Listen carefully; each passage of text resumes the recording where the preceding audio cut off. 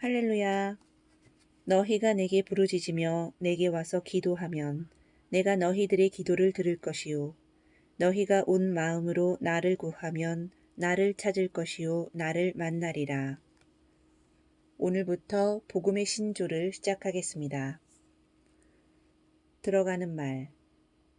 복음의 신조란 그리스도인으로서 신앙생활을 하다 보면 많은 말씀과 가르침을 접하게 됩니다. 그러나 그 중에는 성경에서 말하는 바와 일치하지 않는 것도 있고 교회 안에서 답습해온 전통에 지나지 않는 것도 있습니다. 또는 그 근원을 따져보지 않고 단지 눈에 보이는 현상이나 경험만을 근거로 하여 진리로 받아들이는 것도 있습니다. 그러나 우리는 이런 것들이 아니라 오직 하나님의 말씀을 믿음의 근거로 삼아야 합니다. 나아가 성경 말씀이라 하더라도 새 언약에 속한 새로운 피조물의 관점에서 해석하고 이해해야 합니다. 하나님은 변함이 없으시지만 예수님의 속량 사역으로 말미암아 하나님 앞에서 우리의 지위는 구약시대의 이스라엘 백성과 달라졌기 때문입니다. 그들은 율법에 속한 죄인이었지만 이제 우리는 하나님의 자녀이며 그리스도 안에서 의인이 되었습니다. 그렇다면 우리는 그리스도인으로서 무엇을 믿어야 할까요? 우리가 믿고 전해야 할 복음의 내용은 무엇일까요? 이것이 바로 이 책, 복음의 신조에서 다루고자 하는 내용입니다. 복음의 신조. 복음의 신조라는 말에서 신조라고 해석된 영어 단어는 실제로 교리라는 말로 더 자주 사용됩니다. 교리가 무엇입니까? 교리란 참으로 믿게 하는 가르침이나 원리 또는 신념이나 사고의 중요한 부분을 형성하는 가르침이나 원리입니다. 결국 복음의 신조, 즉 복음의 교리란 우리가 복음의 가장 기본적인 가르침이나 원리로서 믿는 것이라 하겠습니다. 누가복음 1장 1절로 4절. 우리 가운데서 가장 확실히 믿게 되었던 일들의 실상에 관하여 정연하게 기록하려고 손을 댄 사람이 많았으니 처음부터 말씀의 목격자들과 사역자들이었던 사람들이 우리에게 전해준 것처럼 시초부터 모든 일을 정확하게 알고 있는 나도 데오빌로 각하에게 정연하게 써보내는 것이 좋을 것 같았노라. 이는 각하가 배우신 것들이 확실함을 알게 하려 함이라. 위의 구절에서 누가는 데오빌로에게 누가복음을 쓴 목적을 밝히고 있습니다. 자신이 확실히 믿게 된 일들을 각하도 이미 배운 줄은 알지만 그것이 참으로 확실함을 알게 하려고 정리하여 이 글을 쓴다는 것입니다. 즉, 자신이 가진 확신을 상대방에게도 동일하게 심어주려는 것입니다. 우리가 어떤 지식이나 정보나 계시를 갖고 있다 하더라도 중요한 것은 그에 대한 확고함입니다. 확고함의 정도에 따라 각자의 삶에서 그것을 실제로 경험하는 수준은 달라질 것입니다. 특별히 우리는 다른 어떤 정보나 지식보다도 이 복음의 교리들을 확실하게 알고 믿어야 합니다. 그렇다면 복음은 무엇입니까? 복음은 듣는 사람의 심령을 기쁨으로 뛰게 만드는 기쁜 소리 또는 좋은 소식입니다. 예를 들어 예수 안 믿으면 저주받고 지옥에 갑니다. 라는 식으로 상대를 강압하고 부담을 준다면 이는 기쁜 소식이라 보기 어려울 것입니다.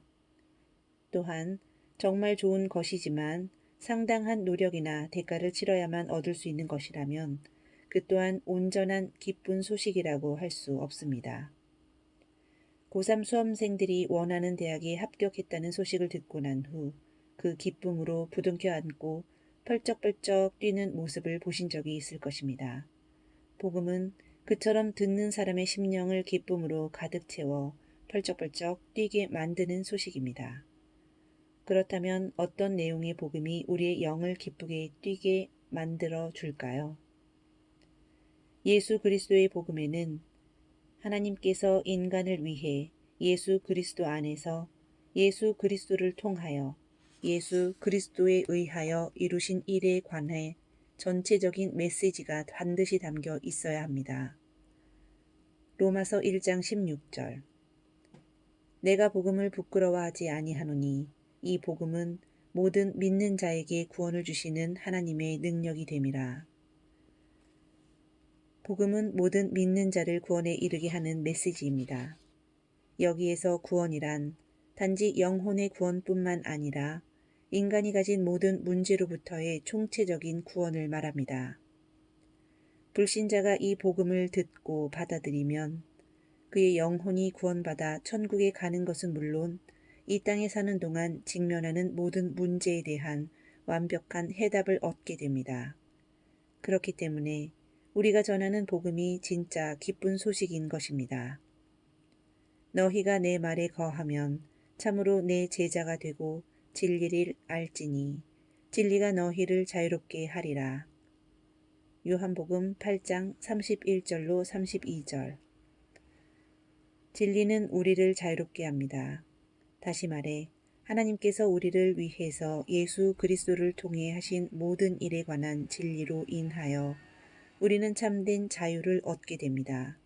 이 복음은 우리로 하여금 모든 어두움과 속박으로부터 자유롭게 하고 나아가 인생의 범위를 규정하는 모든 종류의 한계로부터 자유롭게 함으로써 우리를 더 높은 차원의 삶으로 인도합니다.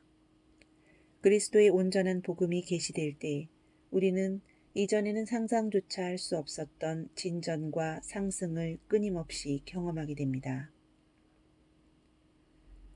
하나님의 큰 그림. 하나님은 처음부터 인간이 정복하고 다스리는 삶을 살도록 계획하셨습니다.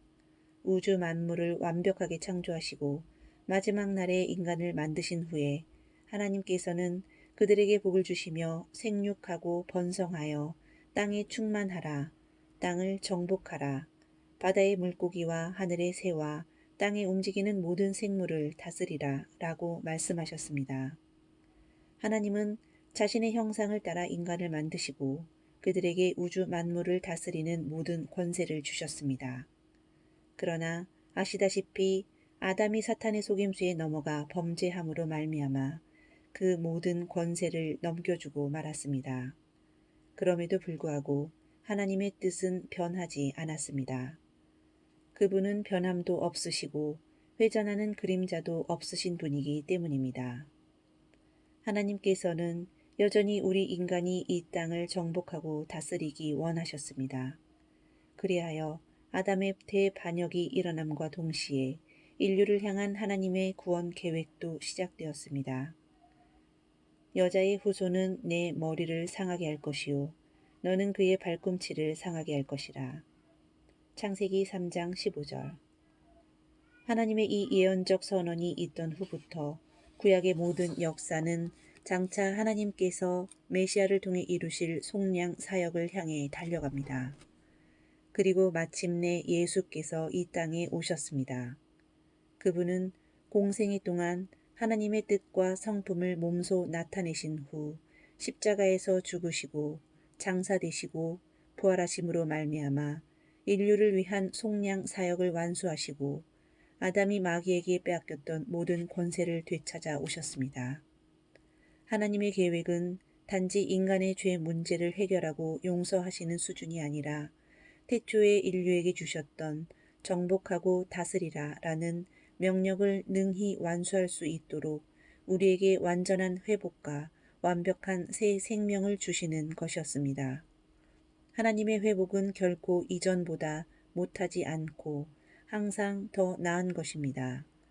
거듭나서 새로운 피조물이 된 우리는 아담이 가졌던 것보다 더 좋은 생명을 받았습니다.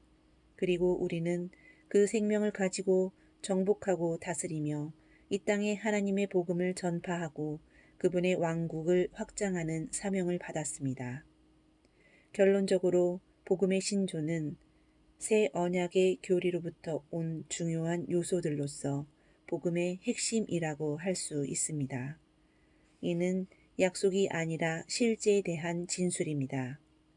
약속은 앞으로 할 일, 장차 일어날 일에 대한 것입니다. 즉, 미래의 어느 때 어디에서 누구와 만나자고 정하면 우리는 그것을 두고 약속했다라고 말합니다. 그러나 그리스도 안에 있는 약속은 이미 이루어진 것입니다. 하나님께서는 이미 그 약속에 대해 하셔야 할 모든 일을 하셨고 우리는 다만 그것을 알고 내 것으로 취하기만 하면 됩니다. 그러므로 우리가 믿는 복음의 신조는 앞으로 이루어질 약속이 아닌 하나님께서 그리스도 안에서 우리를 위하여 이미 이루어 놓으신 것들에 대한 선포라고 할 수 있습니다. 앞으로의 장에서는 이러한 복음의 신조의 구체적인 내용에 대해 살펴보도록 하겠습니다. 할렐루야.